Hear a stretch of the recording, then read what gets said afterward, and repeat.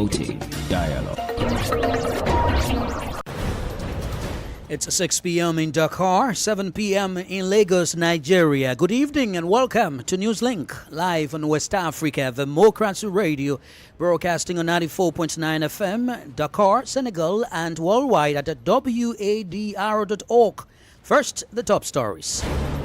Nigeria and Switzerland strengthen bilateral ties across multiple sectors, including TVET. We are contributing with vocational training and with the Swiss companies in Nigeria to create the best conditions for young people to peacefully live together. Côte d'Ivoire explores partnership opportunities with Botswana in critical minerals processing. Citizens react to Gambian President Barroso's State of Nation address. As he is reading this statement, my people are displaced in Fonyi. People are running away from Poland. It's the same type of statement you find here, so there's no difference at all. WADR convenes a forum on democracy and good governance in Benin. Please stay with us for details of these stories and more. On the news, this is Augustine Bill Coley. Many thanks for joining our broadcast this evening. We begin with bilateral developments as Nigeria and Switzerland have agreed to deepen ties in key areas. These include trade, security, economic cooperation, migration, and cultural exchange.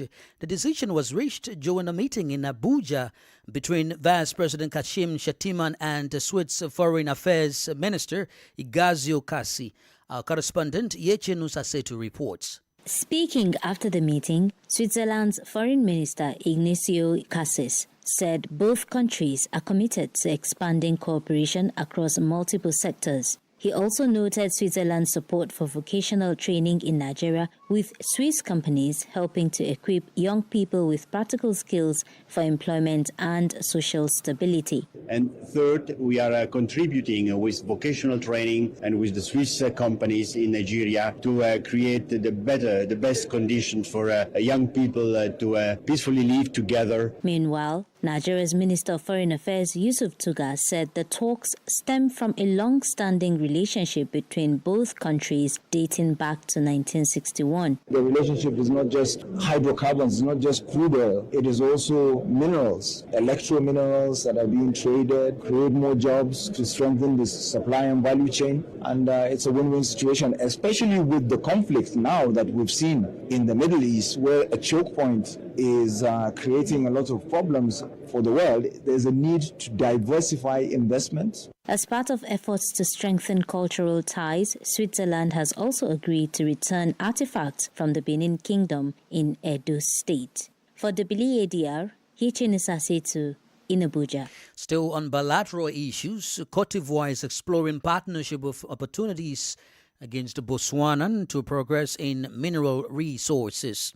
On Tuesday, the Ivorian Vice President was received in Abidjan, a large delegation from the Southern African nation led by its Minister of Minerals and Energy. Imo Edit tells us more.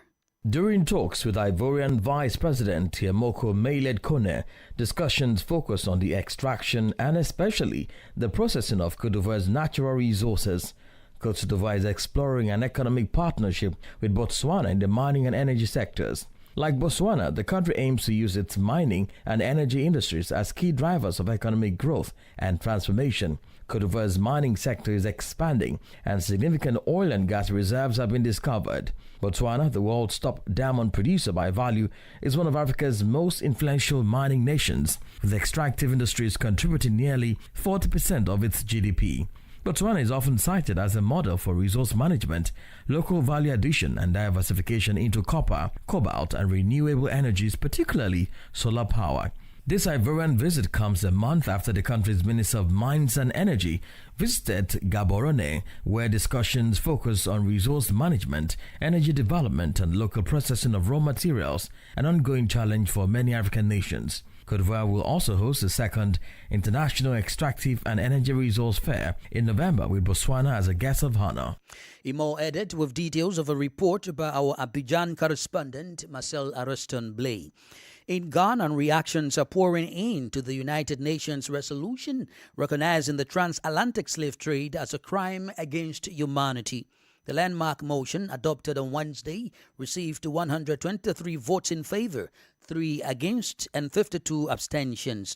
Ghana's Foreign Affairs Minister Samuel Ablakwa has described the move, which also calls for reparations, as a moment of truth for the world. From Accra, Nad Editati reports. The new resolution recognizes the transatlantic slave trade as one of the greatest injustices in history, highlighting its lasting impact through inequality, racial discrimination, and development challenges. It also calls on former slave trading nations to engage in dialogue with African countries on reparations, including compensation, debt relief, development support, and the return of looted artifacts. Speaking in New York after the vote, Ghana's Foreign Affairs Minister Samuel Ablakwa described the move as a turning point in confronting the past. Adoption of this text is not an arrival at a destination, but rather a major step in our ongoing journey and collective conversation for reparatory justice. We remain committed to continued engagement with all member states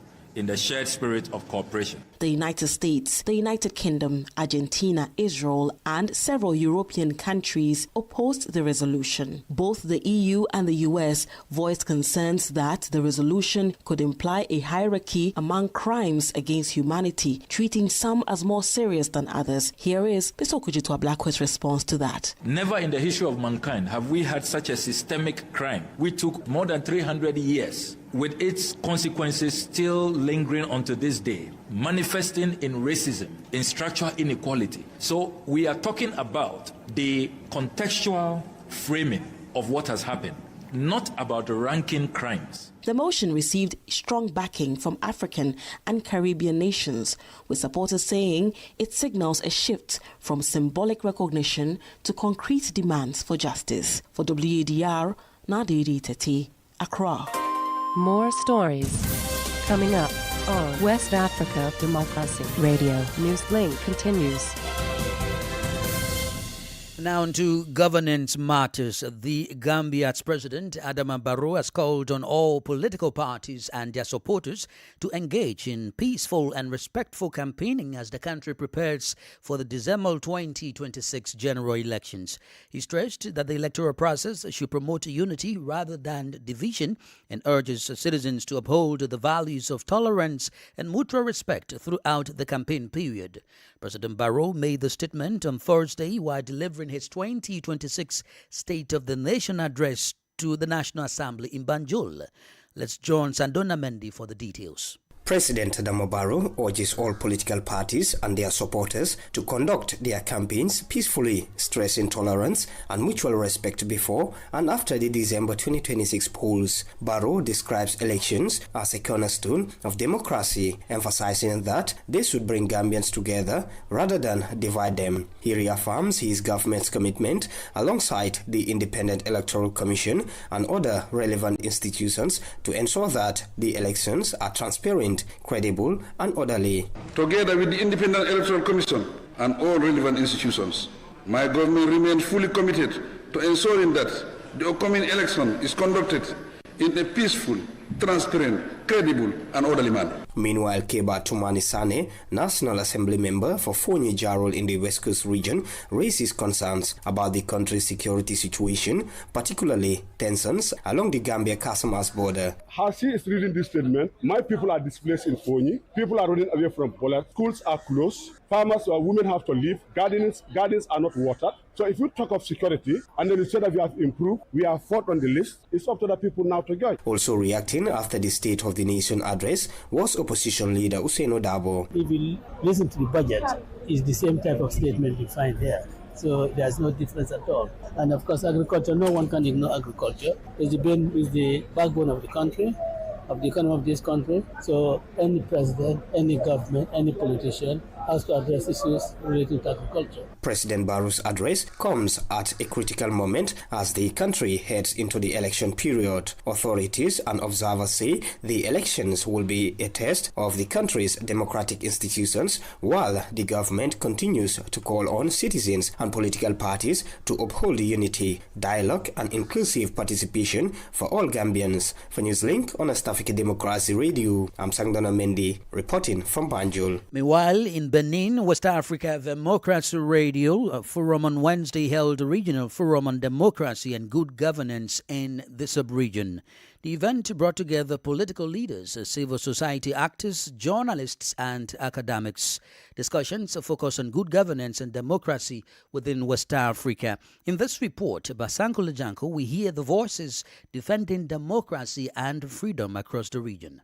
Discussions at the forum focus on the democratic challenges facing West Africa, with Benin set to hold its presidential election on April 12, following a recent attempted coup. The role of civil society in strengthening democracy and good governance was central to the talks. Jean-Baptiste, a civic activist, shared his perspective. Democracy must be maintained every day. We should not wait for election period to defend it. The rule of law is the foundation for progress. Beyond that, checks and balances are the pillars and walls. The judiciary must be independent so that judges have the courage to say no to the president, to other institutional leaders, and to ministers whenever there are abuses. Given the many democratic and governance challenges in the region, the responsibility of the press represented at the forum was also highlighted. As a bridge between citizens and leaders, the media plays a key role in governance. Haman Pafeb Anyamboso, journalist and political analyst, contributed his insights. The media play a leading role as watchdogs, raising awareness and helping to keep the pillars of democracy strong. Elections are important, of course, but once they are over, the real challenge is ensuring that campaign promises are translated into concrete government action. At the close of the discussions, participants called on all stakeholders to mobilize in support of stronger democracy and governance across West Africa. A report by our Cotonou correspondent Aziz Adam Souley, voiced by Sanko Lejanko. Still in Benin, the Economic Community of West African States, ECOWAS, has deployed a long-term election observation mission in the country ahead of the April 12 presidential poll. 15 experts from across the sub-region will be in the country from March 22 to April 18, days after the crucial ballot. Usma Uma has more. The observers, drawn from fields such as law, diplomacy, security and media, will monitor all stages of the electoral process in Benin, from pre-election period to voting day and the aftermath. Their role will also include supporting early warning systems, preventing conflict, and promoting transparency.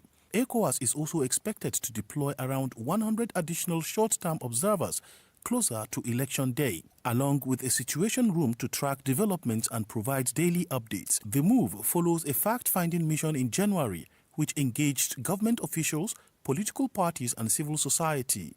The stakes are high ahead of the April 12 presidential election, with the main opposition Democrats Party barred from participating. Meanwhile, the ruling coalition's candidate, Romuald Wadani, has unveiled his manifesto, promising improved living standards and stronger security. With Benin facing increased terrorist threats and the increasing cost of living, these issues are expected to shape debate in the lead up to the vote and beyond. Usma Uma voiced that report. Let's turn to Guinea, where former Army Commander Abubakar Jakite, known as Tumba, has died. Until his death on Tuesday, the ex-aide-de-camp to former junta leader Captain Musa Dadis Camara was serving a 10-year sentence at the Koya prison.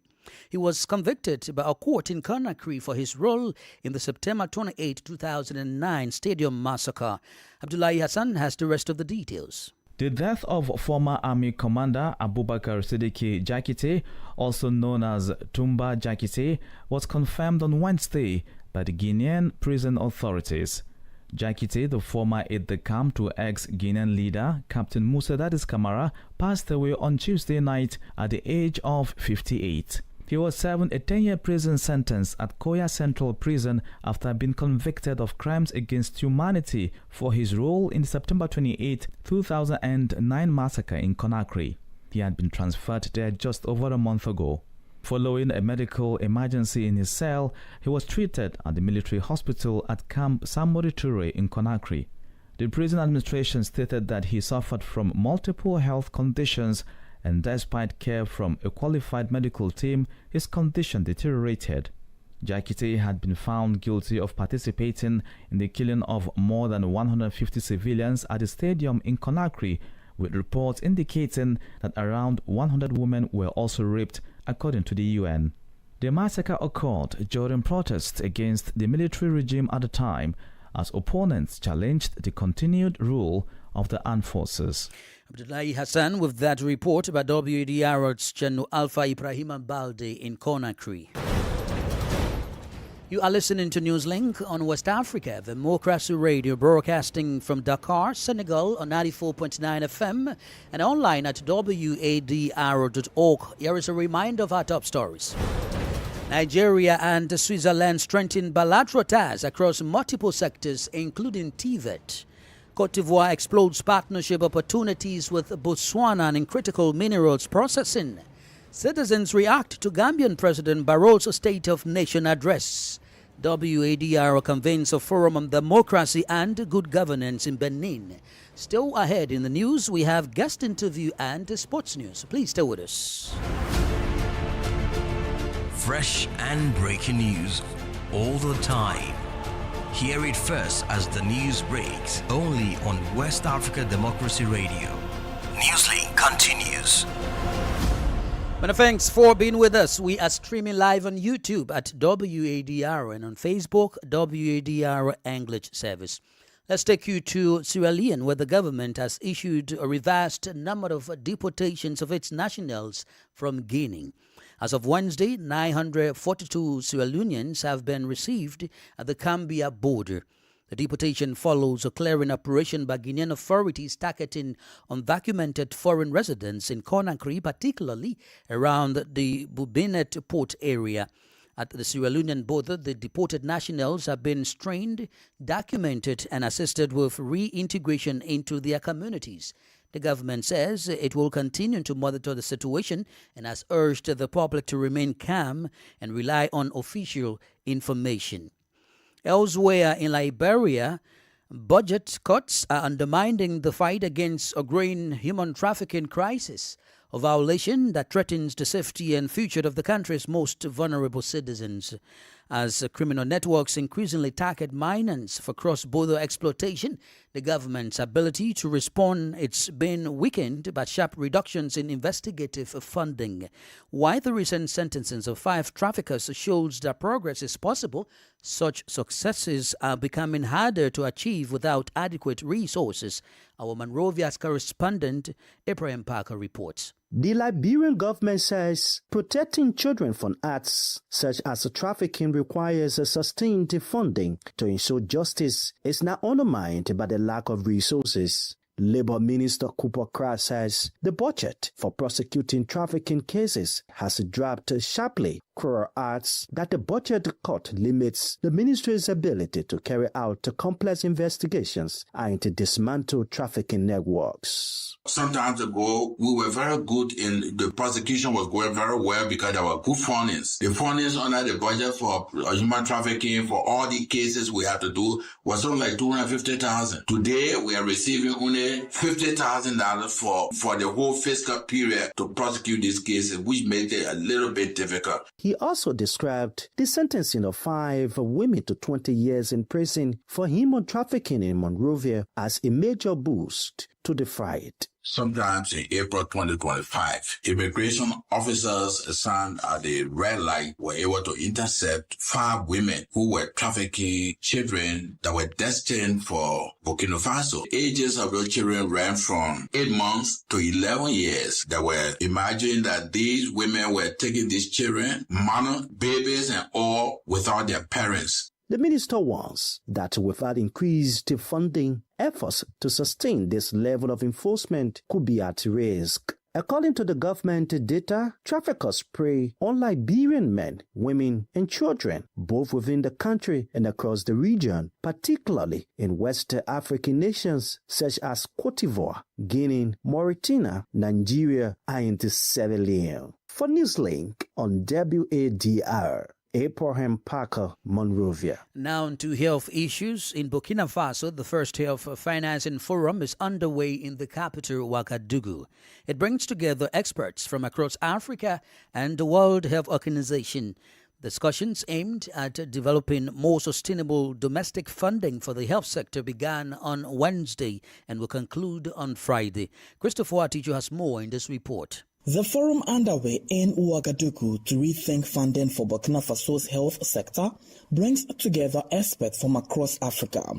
At the opening, the Prime Minister, Jean-Emmanuel Wadr, highlighted a health system struggling with insufficient financing. More than a third of health expenses in our country are paid directly out of pocket by our citizens. For many families, a serious illness still means facing the impossible choice between getting treatment and putting food on the table. This situation is the result of systems built on dependence on partners who are supposed to fund our hospitals, train our doctors, and set our health priorities. Health currently accounts for just 12% of Burkina Faso's 2026 national budget, a share experts say is far from adequate. The forum, therefore, aims to find solutions, with authorities advocating for more domestic, self-sustained financing. Abubakar Nakanabu is the Burkinabe Minister of Health. In the current context of reclaiming our sovereignty and rebuilding the state, financing health becomes a major political act, because health should not be a privilege but a fundamental right. The 2026 National Forum on Health Financing, FONAFIS, should mark a turning point toward a self-sustained, efficient funding model aligned with our national priorities. For the Sahelian country, the need is urgent. The Ministry of Health reports that 74 major hospital equipment units are currently out of service. The forum will continue working on solutions until it concludes on Friday, March 27. A report filed by WADR's Martin Kabar, voiced by Christopher Atijo. Politics, analysis on major news, social matters, and all.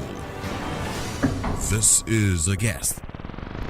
Well, the guest interview focuses on the latest United Nations resolution recognizing the transatlantic slave trade as a crime against humanity, calling for reparatory justice. The landmark motion adopted on Wednesday received 123 votes in favor, 3 against, and 52 abstentions.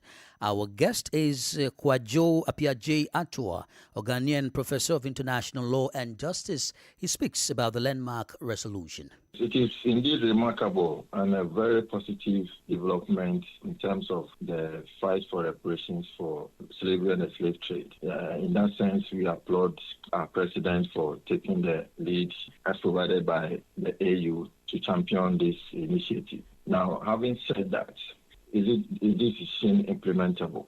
What we need to note is that, in the first place, if you look at the history of the fight for reparations for the slave trade, this is not the first time this is happening. In fact, when African states gained their independence through the OAU, such an initiative started. And in 1974, we know that at the General Assembly, they passed the new International Economic Order, which included questions for reparations, or even indirectly, it's called for setting in place a new regime for international trade, which connects to the slave trade and colonialism. But we know that not much has come out of it because of the nature and the structure of the UN system. And the General Assembly's resolutions are not legally binding, except when we are talking about the budget and admissions and a few other situations. So that means that it's only recommendatory or advisory, and therefore it leaves it open for states to accept it or not to accept it. Ghana played a leading role in championing this resolution. What does this mean for Ghana's position in global diplomacy and its leadership role within Africa on issues of historical justice? Yes, certainly Ghana championed it, and I think that the way the president spoke, even last year at the UN General Assembly, and so far recommendations and statements made are considered as very well crafted and very well delivered. And so in that sense, it puts Ghana in a very favorable position internationally. It seems to remind us of the position taken by our first president, Dr. Kwame Nkrumah, on the international stage, where he championed such causes. For African nations broadly, what could reparative justice look like in concrete terms? Is it financial compensation, debt relief, institutional reform, or something else? For me, I see reparative justice in two senses. One should come from the victims themselves, represented by their leadership, and then from the perpetrators. For me, for a reparative justice approach to work, it should not aim simply at reparation in the form of compensation. It should rather focus on how we recognize the injustices, the historical injustices, and making sure that people are empowered and given agency and be given recognition of their rights and dignity as human beings within their own countries, where democracy is thriving. And by democracy, I mean any form of governance system, including our own traditional governance systems, that will ensure that people's rights are respected and people's dignity are protected. And I think that this will enable every citizen to understand what is the impact of the slave trade and to be part of the movement to demand reparations. And so at the end of the day, reparations should involve some work being done by our own governments, because as we speak, our governments are also benefiting from the impact of the slave trade and colonialism, because the kind of governance system that we have, even the language that we speak, are all a reflection of the slave trade and colonialism. And African leaders are not doing much in terms of returning us as much as possible to be able to recapture what was working for us in the past, before slave trade and colonialism came in. That's Kwajo Apiaje Atua, a Ghanaian professor of international law and justice. And in sports, we begin with basketball as the RSB Tigers will compete in the 2026 Basketball Africa League's Kalahari Conference, replacing APR, who withdrew just days before the start of the competition.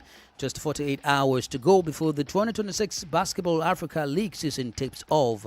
The city of Johannesburg is hosting the 6 participating clubs. No reason has been given for their replacement. The Libyan club, Al Ali, the defending champion, is putting its title on the line. And quickly, Nigeria's senior national team, the Super Eagles, have officially commenced preparations in Ankara, Turkey, ahead of their upcoming international friendly matches against the Iran national football team and the Jordan national football team. That's the latest in the world of sports. With that, we've come to the end of this edition of Newslink on West Africa Democracy Radio, broadcasting from Dakar, Senegal on 94.9 FM and online at wadr.org. Thank you for listening. And many thanks to Ismaila Kamara and Maudo Juf for the technical support. I am Augustine Curley. Good evening.